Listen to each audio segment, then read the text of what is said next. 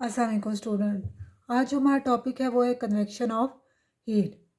अच्छा क्लास, आज आपको एक इंटरेस्टिंग फैक्ट बताती हूँ कि जिस तरह हीट जो है वो सॉलिड में ट्रांसफ़र होती है, उस तरह लिक्विड और गैसेस में ट्रांसफ़र नहीं हो रही होती। वो क्यों नहीं हो रही होती है? क्योंकि आपके पास जिस तरह सॉलिड्स में एटम्स और मालिक्यूल जो होते हैं वो ज़्यादा डेंस होते हैं, क्लोजली पैक होते हैं, उस तरह जो लिक्विड और गैसेस हैं उसमें एटम्स और मालिक्यूल जो है वो ज़्यादा डेंस नहीं होते, क्लोजली पैक नहीं होते, इसलिए हम उसमें हीट जो है वो एक पॉइंट से दूसरे पॉइंट में ट्रांसफ़र नहीं कर सकते। ठीक है, इसलिए जहाँ कंडक्शन ऑफ हीट की बात करते हो ज़्यादातर किस में हो रही होती है? सॉलिड्स में, क्योंकि उसमें एटम्स और मालिक्यूल क्लोजली पैक होते हैं।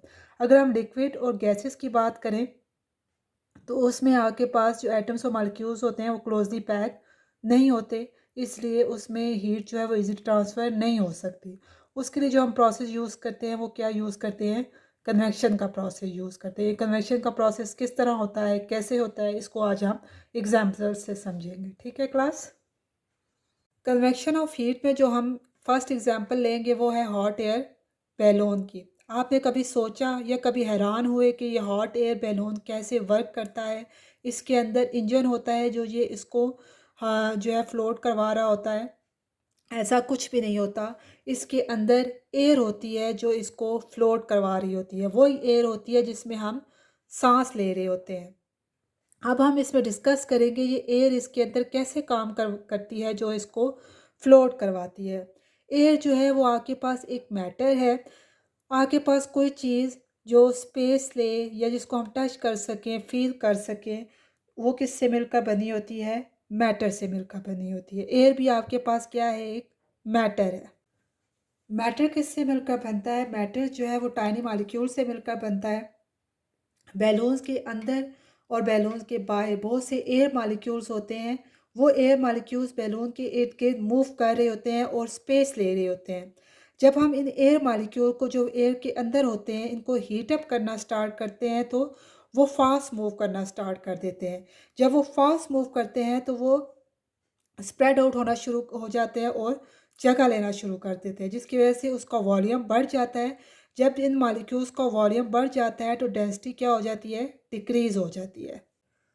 जब बैलून का पायलट फ्लेम को ऑन करता है तो इसके अंदर की हवा क्या होना शुरू हो जाती है? हीट अप होना शुरू हो जाती है। जैसे जैसे वो हीट अप होना शुरू होती है तो इसके जो बैलून का वॉल्यूम है वो क्या होना शुरू हो जाता है? बढ़ना शुरू हो जाता है। जब बैलून का वॉल्यूम बढ़ना शुरू हो जाएगा तो एयर मालिक्यूल्स जो है वो और जगह लेना शुरू हो जाएंगे। एयर मालिक्यूल्स के दरमियान जो स्पेस है वो क्या होना शुरू हो जाएगी? बढ़ना शुरू हो जाएगी। ठीक है, जैसे जैसे एयर मॉलिक्यूल्स के दरमियान स्पेस बढ़ना शुरू होगी उसकी डेंसिटी क्या होना शुरू हो जाएगी?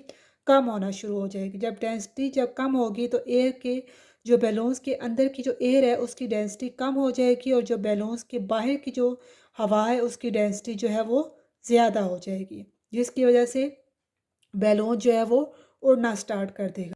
बैलून के अंदर ये सारा प्रोसेस हो रहा होता है जिसकी वजह से बैलून जो है वो उड़ना स्टार्ट करता है। वो किस प्रोसेस से हो रहा होता है? Convection of heat.